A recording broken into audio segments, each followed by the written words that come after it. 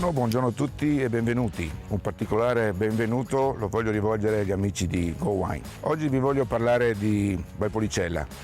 La nostra azienda tenuta a Sant'Antonio si trova proprio qui, in questa collina che appartiene appunto a quella che è la Valpolicella allargata. Sono circa 8.000 ettari ben distesi su 10 vallate, partendo alla prima in corrispondenza del Casello di Verona Nord per poi scollinare 10 volte ad arrivare qui.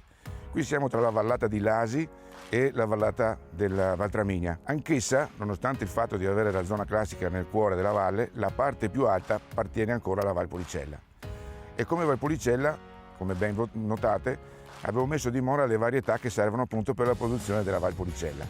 Viene spontaneo pensare, quando si parla di Valpolicella, di consumare l'amarone. Oggi invece vi vogliamo parlare del vino giovane, il vino giovane Valpolicella, che otteniamo appunto con i vigneti giovani, di 3 varietà, Corvinone, Corvina e Rondinella. Il nome del vino appunto è Nanfray. Nanfray ricorda il vecchio proprietario di questo appezzamento che si chiamava inizialmente Gianfranco, poi per gli amici, come spesso succede in Veneto, diventa Nanfray. Vorrei ricordare un aneddoto di questo appezzamento, di questo territorio, di questo terreno, sopra il quale fino a qualche anno fa esisteva il tiro a piattello e purtroppo la domenica, quando i nostri genitori ci concedevano di dormire un'ora in più, era praticamente impossibile.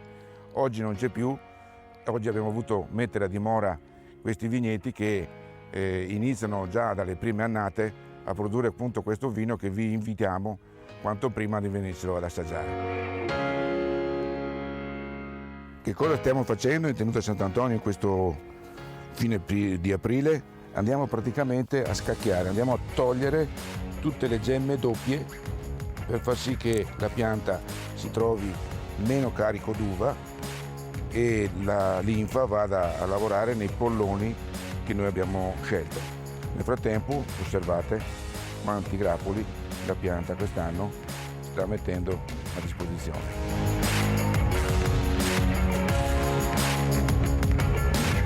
Bene amici Go Wine, ora che abbiamo visto la provenienza dell'uva, a settembre verrà necessariamente raccolta a mano in piccoli contenitori, verrà portata in questo centro, nella nostra cantina, pigio di raspata, dopodiché la massa mosto vinaccia, tutti insieme verrà inserito in questi contenitori che sono alle mie spalle, che sono appunto fermentini, dentro la quale avviene la trasformazione zucchero in alcol.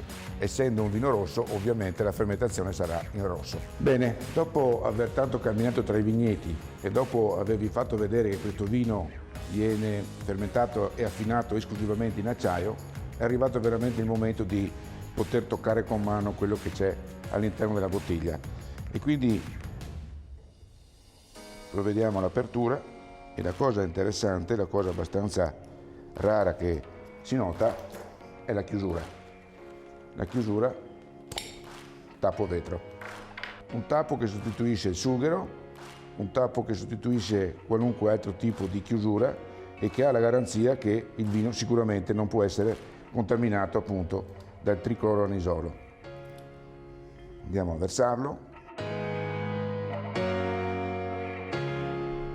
Come dicevo, un vino giovane, un vino fresco, e già dal colore si può notare la brillantezza e il color porpora, tipico dei vini giovani e dei vini soprattutto affinati esclusivamente in acciaio. Andiamo all'olfatto. Quello che ritorna veramente curioso è il fatto che questo Valpolicella non soltanto si identifica dalle note di ciliegia e di piccoli frutti di bosco, ma anche e soprattutto dalla spezia. La spezia che viene appunto riportata per effetto che il terreno, dove abbiamo visto poc'anzi, è di origine vulcanica. Al gusto,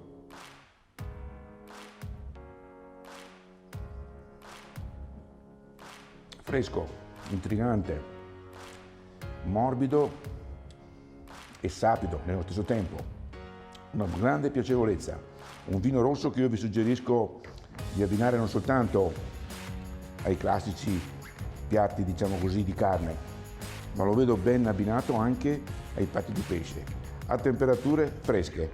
Non abbiate paura di scardinare quello che normalmente viene insegnato, che i vini rossi non possono essere abbinati ai pesci, anzi assolutamente no.